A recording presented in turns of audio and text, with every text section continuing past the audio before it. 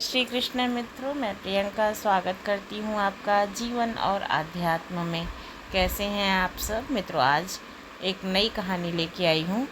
करने वाला तो परमात्मा है। एक गृहस्थ भक्त अपनी जीविका का आधा भाग घर में 2 दिन के खर्च के लिए पत्नी को देकर अपने गुरुदेव के पास गया।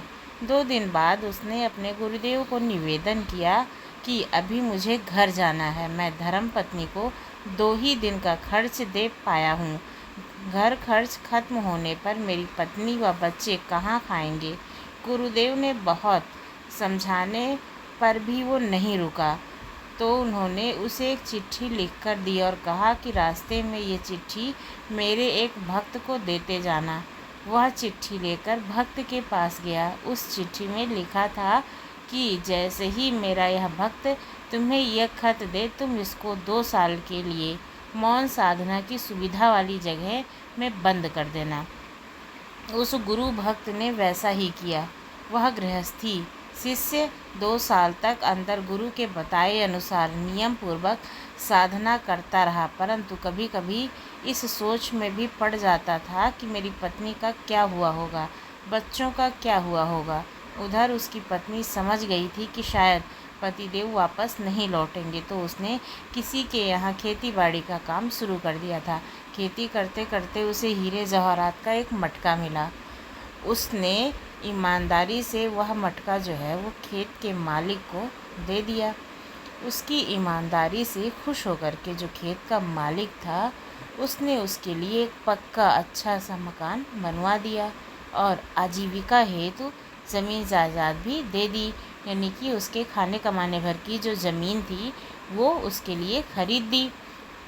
जब वह शिष्य 2 साल बाद घर लौटा तो देखकर हैरान हो गया और मन ही मन गुरुदेव की करुणा कृपा के प्रति कृतज्ञ व्यक्त करने लगा कि सद्गुरु ने मुझे यहाँ अहंकार मुक्त कर दिया है। अब आप सोच रहे होंगे कि किस प्रकार का अहंकार, क्योंकि उस व्यक्ति को इस बात का अहंकार हो गया था कि वो अपने परिवार को कमाकर खिला रहा है और अगर वो नहीं रहेगा तो उन्हें कौन खिलाएगा। वो समझता था कि वो नहीं कमाएगा, वो कमा करके अपने परिवार को नहीं देगा तो उसके बीवी बच्चों का क्या होगा।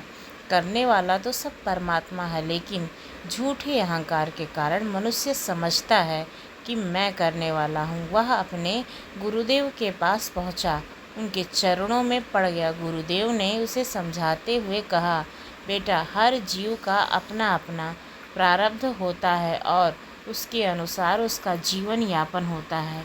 मैं भगवान के भजन में लग जाऊंगा तो मेरे घर वालों का क्या होगा? मैं सबका पालन पोषण करता हूँ, मेरे बाद उनका क्या होगा? यह अहंकार मात्र होता है। वास्तव में जिस परमात्मा ने यह शरीर दिया है, यह जीवन दिया है, उसका भरण पोषण भी वही परमात्मा करता है। प्रारब्ध पहले रचो पीछे भयो शरीर, तुलसी चिंता क्या करे, भजते तू रघुवीर।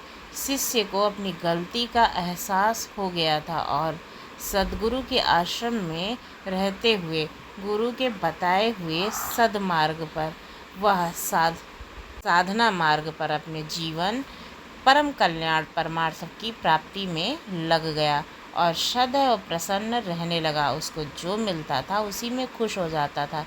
तो मित्रों, हम सब भी अपने परिवार में लगे रहते हैं, जबकि जब मनुष्य और चेतना शांत हो जाती है तो भी वो परिवार जीवित रहता है और प्रसन्नता से रहता है। तो हम व्यर्थ ही चिंता करा